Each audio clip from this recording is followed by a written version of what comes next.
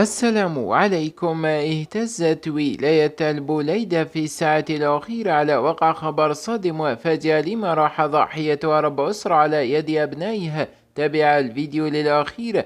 تداولت العديد من الصفحات النشطة على الفيسبوك مؤخرا خبر ما فاد وفاة رب أسرة داخل منزله بطريقة بشعة على يد أبنائها في مدينة موزايا بولاية البوليدة. وحسب ذات المصادر فإن رب الأسرة دخل لفك شجار حاد وقع بين أبنائها، وفي غفلة منه تلقى ضرب على مستوى الرأس بواسطة آلة حادة أردته متوفيا في عين المكان في انتظار انتهاء التحقيقات من طرف المصالح الأمنية والتي فتحت تحقيقاتها في الحادثة.